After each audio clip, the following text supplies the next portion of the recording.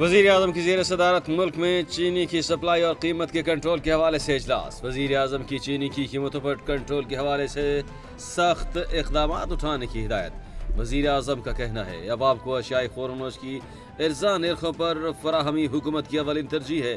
وفاقی اور صوبائی حکومتیں مل کر عام آدمی کو سستے داموں اشیائے خورنوش کی فراہمی یقینی بنائیں۔ اشیاء کی قیمتوں کے حوالے سے کوئی کوتاہی برداشت نہیں کی جائے گی۔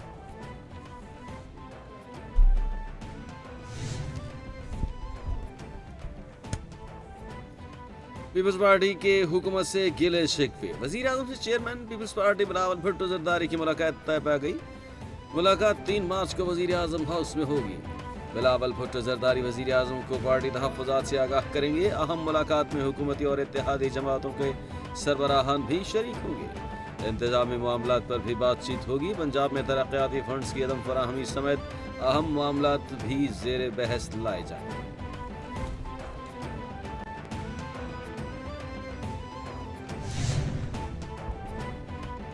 وزیر اعظم شہباز شریف سے کابینہ اراکین کی ملاقات ہے۔ وزیر اعظم کی وفاقی وزیر توانائی اویس لغاری سے ملاقات۔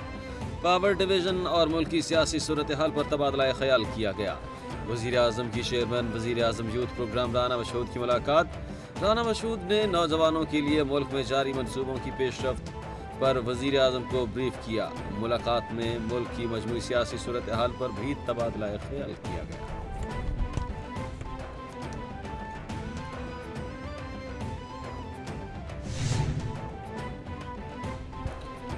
پاکستان اللہ پاک کا عطا کردہ ایک انمول تحفہ ہے جس کو اللہ نے بہت سی نعمتوں سے نوازا ہے۔ ملک کی ترقی کے لیے ہر کسی نے اپنے حصے کی شمع جلانی ہے۔ بلا وجہ تنقید کی بجائے اپنی توجہ خود کی کارکردگی اور فرائض پر مبذول رکھنی ہے۔ دہشت گردی کے پیچھے ایک منظم غیر قانونی اسپیکٹرم ہے۔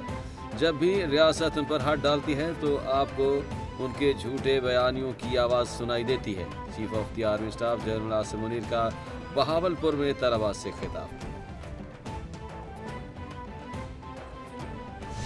وہ آتے ہیں، سڑکوں پہ آ رہے ہیں، یہ سرج آپ کو نظر آ رہا ہے، اس کی بہت ساری ریزنز ہیں۔ وہ اپیزمنٹ کی پالیسی بھی ایک ریزن ہے جو عمر ایوب کی حکومت نے کی، ٹی ٹی پی کی صورت میں، بلوچ سیپریٹسٹ کی صورت میں۔ کتنے کمانڈرز ہیں جن کے میں نام جانتا ہوں جن کو جیلوں سے نکالا گیا اور وہ دوبارہ جا کے انہوں نے کیمپس اسٹیبلش کیے۔ تو وہ امپیزمنٹ کی پالیسی کس کی تھی؟ کیا عمران خان کی حکومت نہیں تھی؟ عمر ایوب کی حکومت نہیں تھی؟ وزیر اعلیٰ بلوچستان سرفراز بگٹی کہتے ہیں بلوچستان میں کسی کو بھی غائب کر کے پریشر حکومت پر ڈالا جاتا ہے۔ عدالتی احکامات کے باوجود قومی شاہراہیں بند کر دی جاتی ہیں۔ طاقت کا استعمال کریں گے تو اس پر رد عمل آئے گا۔ دفعہ 144 ہمیں اجازت دیتا ہے کہ طاقت کا استعمال کریں۔ سڑکیں بند کرنا کسی بھی طرح سے منصفانہ نہیں۔ جتھے آ کر قومی شاہراہیں بند کر دیں۔ حکومت صبر اور تحمل سے کام لے رہی ہے۔ شرپسند عناصر امتحان نہ لیں۔ مصطفیٰ عامر کی والدہ کو پیسوں کی پیشکش، کتنی رقم آفر ہوئی؟ ملزم نے 8 سال تک کیا کیا؟ ملزم ارمغان کے والد کے نام پر پارسل میں کیا آیا؟ چونکا دینے والی حقیقت سامنے آ گئی۔ وہی ہوا جو ایسے کیسز میں ہمیشہ ہوتا ہے۔ پیسوں کے نشے میں دھت ملزمان کے ورثاء نے پیسے کا دھونس دے دیا۔ مصطفیٰ عامر کی والدہ کو بڑی پیشکش کر دی۔ کتنی رقم آفر کی گئی؟ کیا جواب دیا گیا؟ ارمغان 8 سال سے کیا کر رہا ہے؟ نیا کٹا کھل گیا۔ کراچی میں مصطفیٰ عامر کیس کے مرکزی ملزم ارمغان کے خلاف پولیس نے منشیات کے 2 مقدمات کا ریکارڈ حاصل کر لیا ہے۔ مقدمات میں انکشاف کیا گیا ہے کہ ملزم ارمغان 8 سال سے منشیات منگوا کر ان کا استعمال کر رہا تھا۔ چالان کے مطابق 30 اپریل 2019 کو ایک پارسل پاکستان پوسٹ سے ارمغان کے نام پر آیا تھا۔ پارسل کھولا گیا تو اس میں 125 گرام ویٹ برآمد ہوئی۔ یہ پارسل ارمغان کے ڈی ایچ اے فیز 6 کے پتے پر منگوایا گیا تھا۔ ملزم ارمغان پہلے بھی اسی ایکسپورٹر سے 500 گرام ویٹ منگوا۔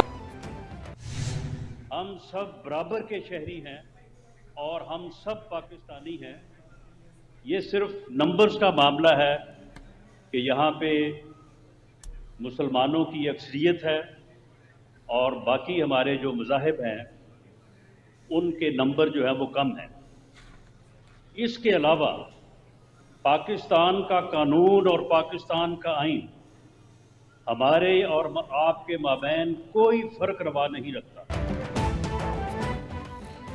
पाकिस्तान का कानून और आइन मुल्क के शहरियों में कोई फ़र्क रवा नहीं रखता। मुल्क का आइन कानून यकसा कानून हुकूक देता है। हम सब पाकिस्तानी और बराबर के शहरी हैं।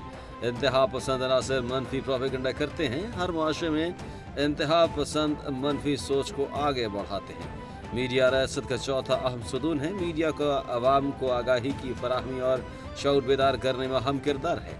फैसलाबाद में मुशीर वज़ीर आज़म सियासी उमूर राना सनाउल्लाह का तकरीब से खिताब।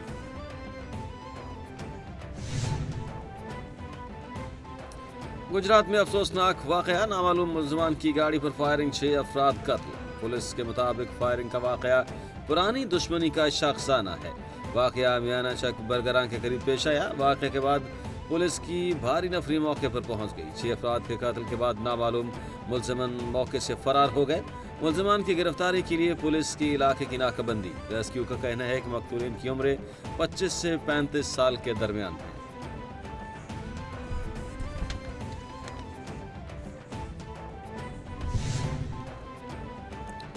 गिरां फरोशों को नकेल डालने का मिशन, वज़ीर आला पंजाब इन एक्शन। महंगाई के सद्देबाब के लिए मौसर क्रैक डाउन का हुक्म।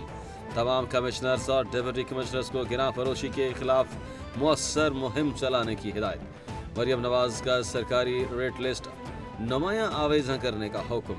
वज़ीर आला पंजाब ने कहा कि रमज़ान उल मुबारक रहमतों और बरकतों का महीना है। ताजिर बरादरी गरीब आवाम का एहसास करें। गिरां फरोशी के खिलाफ मुहिम में किसी सतह पर कोताही बर्दाश्त नहीं की जाएगी।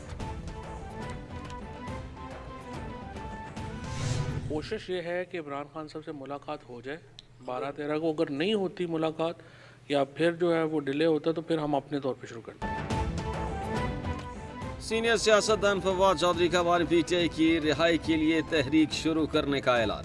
कैपिटल टीवी से गुफ्तगू में फवाद चौधरी ने कहा, बानी पीटीआई की रिहाई के लिए तहरीक में साबिक रहनुमा और मौजूदा एमएनएज शामिल होंगे।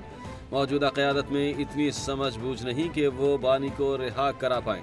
जो लोग बानी को मिलकर सिर्फ पार्टी से लोगों को निकालने की बात करते हैं।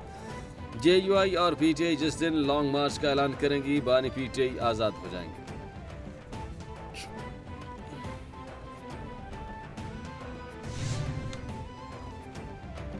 सीनियर नून लीग रहनुमा इरफान सिद्दीकी का कहना है कि हुकूमत को अपोजिशन इत्तेहाद से कोई खतरा नहीं।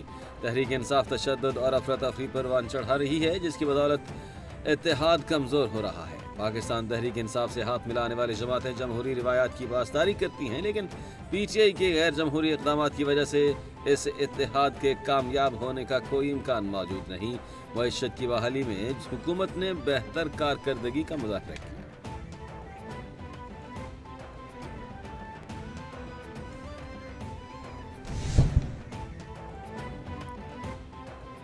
इसराइल का यू टर्न, आरजी जंगबंदी से इनकार कर दिया। गजा में खाने पीने समेत हर किस्म के सामान की तरसील बंद। नेतन्याहू का कहना है, हमास की जानिब से बामकसद बातचीत को जारी रखने से इनकार पर फैसला किया। 2 मार्च से गजा को इमदाद की सप्लाई मुकम्मल तौर पर रोक दी जाएगी। इसराइल ने जंगबंदी के पहले मरहले की मुद्दत ख़त्म करने पर आरजी तौसी का ऐलान किया था। हमास ने सामान की तरसील रोकना सस्ती ब्लैकमेलिंग और जंगी जुर्म करार दिया।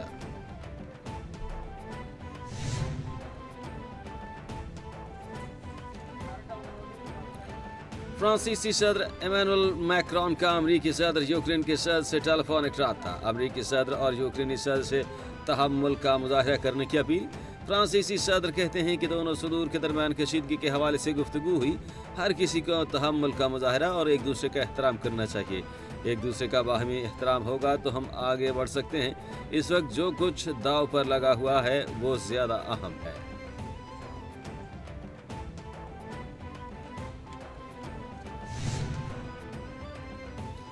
महंगाई की शरह में इजाफे पर ईरानी वजीर खजाना ओहदे से बरतरफ हो गए। ईरानी मीडिया के मुताबिक ईरान में महंगाई और करेंसी की कदर में कमी पर वजीर खजाना के खिलाफ मुआवजे की कार्रवाई। पार्लियामेंट ने ईरानी वजीर खजाना को ओहदे से हटाने के हक में वोट दे दिया। 273 में से 182 अरकान ने वजीर खजाना के खिलाफ वोट दिया। अब्दुल नासिर रहमती ईरानी सदर मसूद के 8 माह पहले बनने का काबीना में शामिल हुए।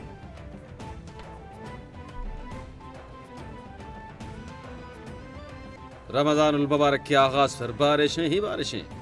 महकमा मौसमियात के मुताबिक आज और कल मुल्क भर में शदीद बारिशों और पहाड़ों पर बर्फबारी मुतवक्के। पंजाब में भी आज और कल बादल बरसेंगे। खैबर पख्तूनख्वा में बारिश और पहाड़ों पर बर्फबारी का सिलसिला 4 मार्च तक जारी रहेगा। तमाम अजला की इंतजामिया को इस हवाले से वार्निंग जारी कर दी गई। मरी गिलियात समेत दीगर इलाकों में बारिश और बर्फबारी मुतवक्के।